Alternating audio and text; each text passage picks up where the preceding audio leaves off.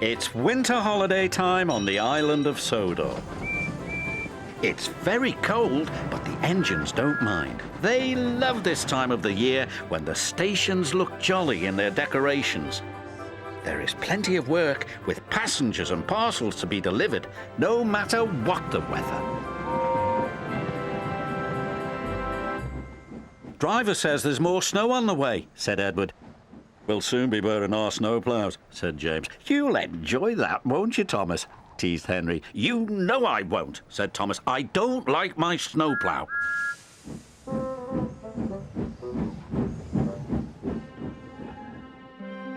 Sure enough, that night the wind blew and the snow fell heavily. The next morning, the Fat Controller arrived. He told the engines they were to have snowplows fitted. And you are to collect something special from Callan Station. It's needed for the village feast on Toby's branch line. Thomas was excited about his special, but not about his snowplow.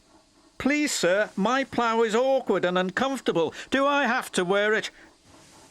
Everyone has to wear a snowplow, said the Fat Controller. The fitters, his driver and fireman all helped with Thomas's snowplow. We'll have to try that again, laughed his driver. Big, horrid, awkward thing, Thomas grumbled. He was much happier when he arrived at Callan Station and saw his special. It was a beautiful Christmas tree. The tree's to have lights and stand in the middle of the village, said Edward. Make sure you get it to Toby safely. I will, said Thomas.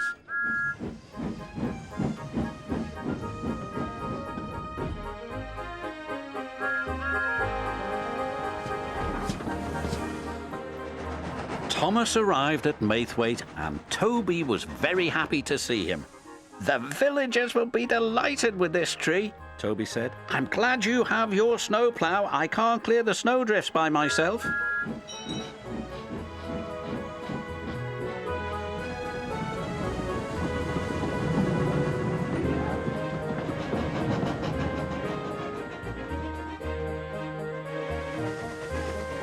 Thomas couldn't see there was a huge rock buried under the snow. Suddenly, his snowplow hit the rock. Bouncing buffers, exclaimed Thomas. My plough is broken. His driver tried to stop, but the broken plough hit the water tower. Cinders and ashes, exclaimed Thomas. We can't go any further, said Thomas's driver, and there's no one to help us. But the villagers need their tree, said Thomas. Let me try again. I'm sure I can make it. It wasn't easy without a snowplow, but Thomas was determined.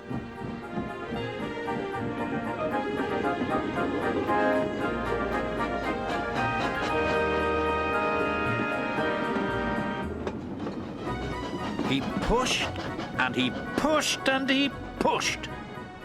Thomas was trying as hard as he could, but there was just one snowdrift after another.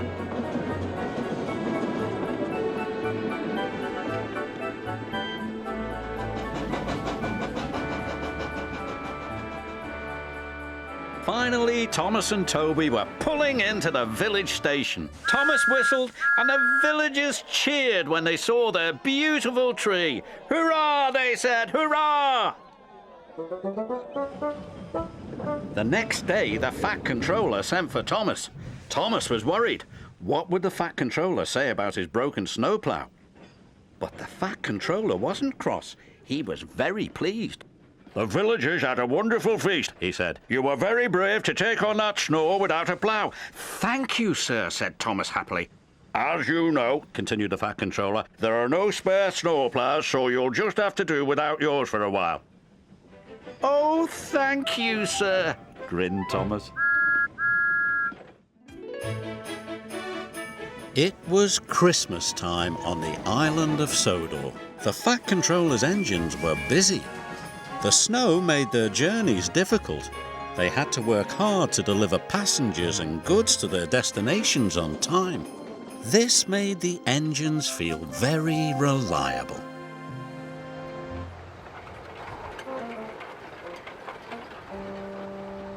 Elizabeth pulled into the fitter's yard with Thomas's snowplough. "I don't need that silly old thing," puffed Thomas. "Stuff and nonsense," steamed Elizabeth. "You can't be a reliable engine if you can't get through the snow." That made Thomas cross. "You know I'm reliable. I just don't like my snowplough."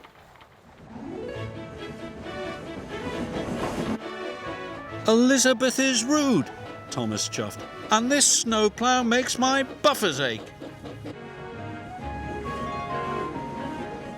Later, Thomas saw the Fat Controller talking to Elizabeth. "The Sodor pudding factory is snowed in. Their Christmas puddings must get to the docks before the ship sails for the mainland." "Let me do the job." "I need you on your line. Besides, Elizabeth knows those roads well. She's very reliable."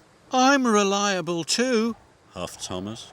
"Apparently not reliable enough," Elizabeth chuffed.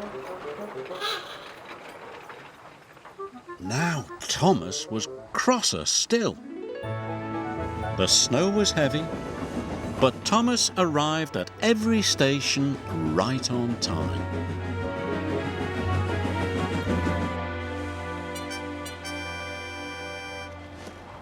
Elizabeth was struggling to stay on the road. Her wheels did not like the slippery ice at all. When Thomas arrived at the docks to pick up Terence, he was surprised that Elizabeth had not returned. "The ship will miss the tide," said the dock manager, "and the children won't have their Christmas puddings. Thomas, go and look for Elizabeth at once." "Yes, sir," answered Thomas. "Perhaps Elizabeth isn't so reliable after all." At the pudding factory, Elizabeth was piled high with crates of Christmas puddings. "The Fat Controller's counting on me. I mustn't be late."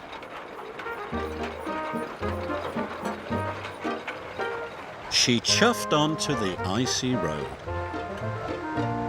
Suddenly, she was on a steep hill. Her driver applied the brakes. Elizabeth slid out of control into a deep snowdrift. Poor Elizabeth. Thomas and Terence puffed through the swirling snow. They couldn't see Elizabeth anywhere.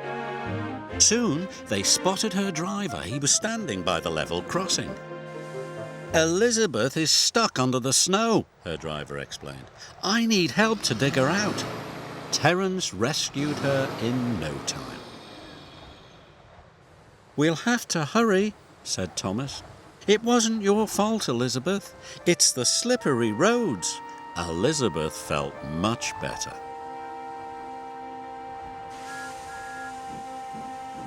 Thomas chuffed and puffed as fast as he could.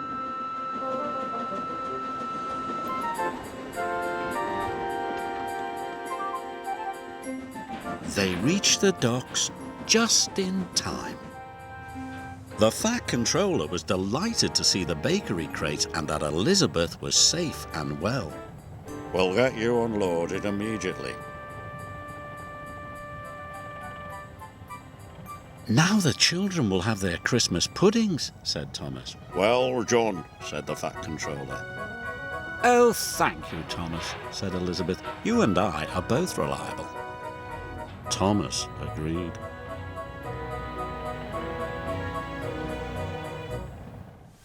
Thomas's tricky tree. It was the winter holiday season. All the engines on the Thin Controller's railway were very busy. Skarloey was pulling trucks of holly and mistletoe from the woods. Mighty Mac was taking holidaymakers to the mountains. And Sir Handel was taking a special present to the wharf for the Fat Controller. It was the winter holiday tree. Thomas was very excited. The Fat Controller had chosen him to collect the tree from the wharf. He was to take it to the town square in time for the winter party. When Thomas arrived at the wharf, it was very busy. He looked for the tree, but he couldn't see it anywhere. Duncan puffed up. "Are you looking for something, Thomas?" he chuffed cheekily. "I'm looking for a Christmas tree," tooted Thomas. "Don't you know what a Christmas tree looks like?" laughed Duncan. He liked teasing the big engines. "It's tall and green and pointy." Thomas didn't think this was funny at all. Duncan called out to Peter Sam. "Peter Sam, Thomas needs our help. He doesn't know what a Christmas tree looks like." "Of course I do," huffed Thomas. He didn't like being teased by the small, cheeky engines. It made him cross. Later, Thomas met Sir Handel. "Thomas," Sir Handel began, "the Christmas tree is—" "Tall and green and pointy," chuffed Thomas. "Thank you, Sir Handel. I don't need your help." Sir Handel was puzzled, but Thomas had already wheeshed away. Thomas chuffed into a warehouse. Rusty was there. "Hello, Thomas," he honked happily. "Can I help?" "No, thank you, Rusty," Thomas tooted quickly. He looked around. He couldn't see the tree anywhere. Thomas was beginning to worry.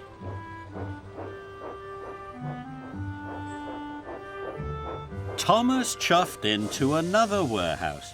"Hello, Thomas," whistled Skarloey. "Can I help?" Thomas didn't want to be teased by another little engine. "No, thank you, Skarloey," he puffed. Then he saw it. A long, pointy load on a flatbed. It was covered in a tarpaulin. "I've found it," tooted Thomas excitedly. "The Fat Controller will be waiting for this tree." "What tree?" Skarloey whistled, but Thomas had wheeshed away. Thomas raced out of the warehouse, but he was puffing too fast. Then there was trouble. Thomas took the wrong track. He applied his brakes hard. "Cinders and ashes!" cried Thomas. He heard the flatbed crash into the buffers, then splash into the canal. "Oh no, the Fat Controller's tree!" cried Thomas. "It's not a tree, Thomas," whistled Skarloey. "That's what I was trying to tell you. It's a load of pipes." Thomas's cheeks turned red. "Sir Handel delivered the tree this morning," Skarloey added. "So only he knows where it is," puffed Duncan.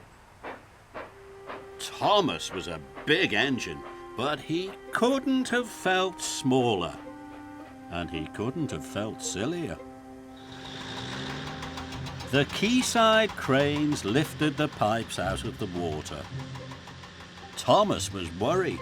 It was getting later and later. Thomas knew there was only one engine that could help him, and that was Sir Handel. He chuffed quickly away. Thomas had to find him and ask where the tree was before it was too late. Thomas's boiler bubbled and his axles ached as he raced towards the transfer yards. He thought Sir Handel would be there. And Thomas was right. Sir Handel was there. "I've been a very silly engine," Thomas wheeshed. "I didn't want to listen to you. I thought I knew better than the little engines, but I don't." Sir Handel listened carefully. "I need to find a tree," Thomas puffed, "and there's no time to lose." "Of course I'll help you," chuffed Sir Handel. "Follow me, Thomas." Thomas's smile stretched from buffer to buffer. Sir Handel was fast, but Thomas puffed quickly after him. The Fat Controller would be waiting. Thomas was coupled up to the tree. "Thank you, Sir Handel," chuffed Thomas. "Now I must hurry." "I'm sorry I teased you," whistled Duncan. Thomas smiled. "I'm sorry I didn't ask for your help," wheezed Thomas. And he raced away. That night, the Fat Controller switched on the tree lights. They looked wonderful. The children clapped and cheered. "I may be big, but I can still ask for help," tooted Thomas, and his smile was as bright as the lights. It was winter on the island of Sodor. The snow covered fields and railway lines. All the engines were hard at work except Percy. "Come on, Percy, this isn't time to have a rest."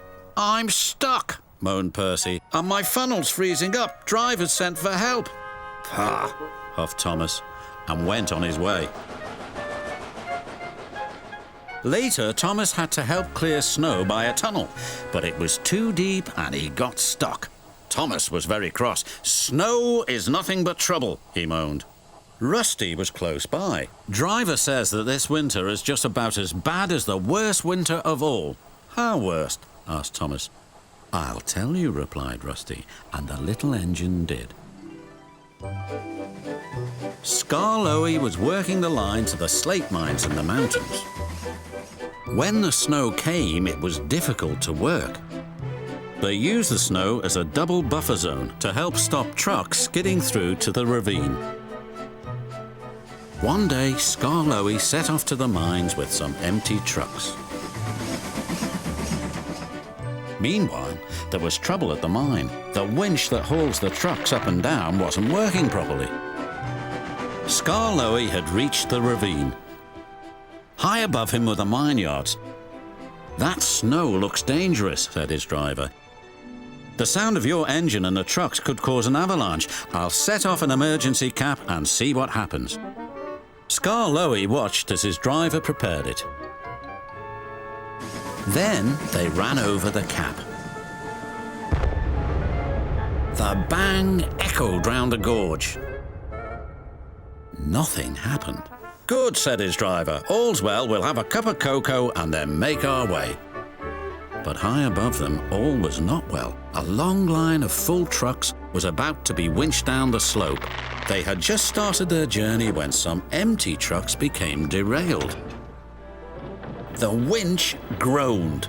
"Break it! Snap it!" shouted the trucks. And they did. "On, faster, faster," they giggled. "The snowbank and buffers will stop 'em," said a workman. But he was wrong. The trucks plunged into the ravine.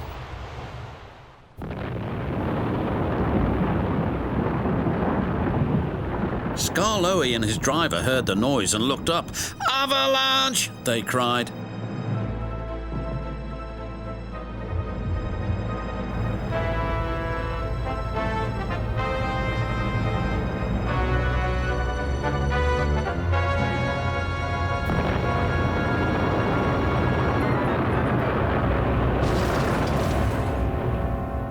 When the snow plume cleared, there was no sign of Skarloey. He was buried deep inside the high drift blocking the ravine. And then came the funny part. "What's the funny part about an avalanche?" asked Thomas. "Well..." No one knew that the heat from Skarloey's engine had helped to make an igloo. "It's a snowball. It's a snow house. It's an engine." They cleared away the ice only to find Skarloey's driver and fireman drinking cocoa as if nothing had happened. Luckily for them, but it just goes to show you can't trust trucks. "Or snow," said Rusty. The men had just cleared the snow away from him when Gordon puffed by with his machine. "Hey, look out, there's snow about," laughed Gordon. He stopped by the tunnel and wheeshed loudly. Then it happened.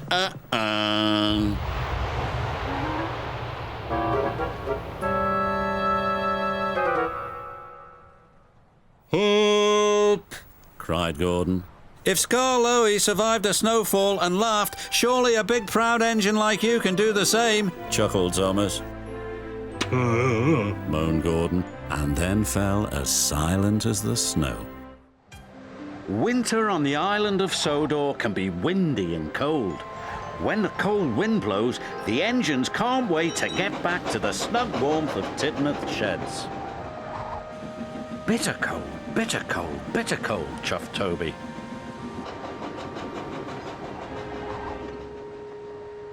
"Still, I'll soon be back in my nice dry shed." But suddenly, he could see a farmer standing knee-deep in snow. He was waving a red flag. Toby's driver applied the brakes.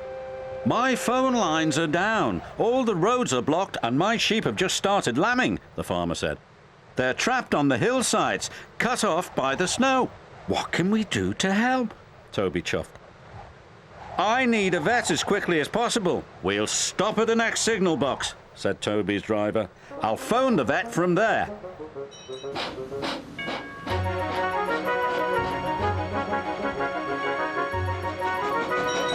Toby raced to the signal box, and the driver phoned ahead to the station. The Fat Controller and the vet were waiting for Toby as he arrived.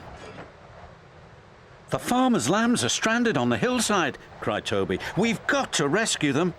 "I'm sure we shall," said the Fat Controller. "I'll send Duck right away. This is a job for an engine with a snowplough."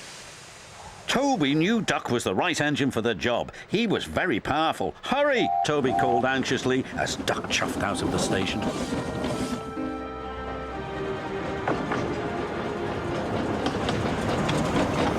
But so much snow had fallen, the tracks ahead were blocked. "We can't go on," said Duck's driver grimly. "We'll have to go back."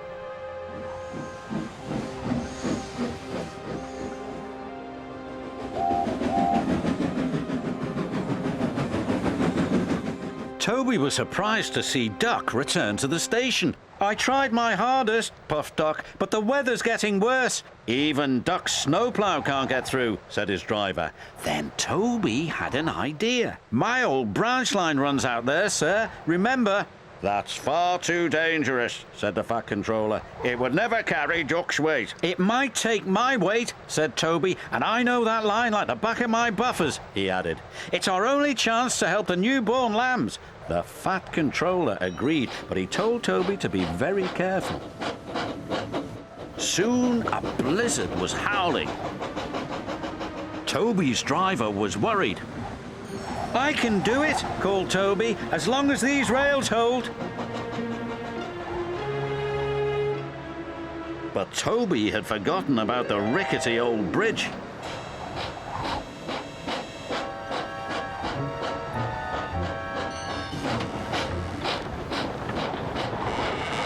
"Help! My wheels are wobbling," he cried. His driver fought for control as Toby struggled on. "I've got to reach the other side of this bridge," gasped Toby. "Those lambs need me." The farmer was waiting. It was very cold. Suddenly, a ghostly glowing eye shone through the snowstorm. It was Toby's headlamp. "You made it!" cried the farmer. "What a brave engine you are!" The vet and the farmer went to find the lambs. But they soon returned. "The newborn lambs are safe and sound, Toby," said the vet, "but we need a place now to keep the little ones warm." Toby smiled. "I think you'll find Henrietta has plenty of room." Toby stayed for several days just to make sure the lambs were all right. The farmer was very grateful. Thank you, Toby, he said. We couldn't have done it without you. No, thank you, said Toby. There's nothing I like better than helping out a friend in need.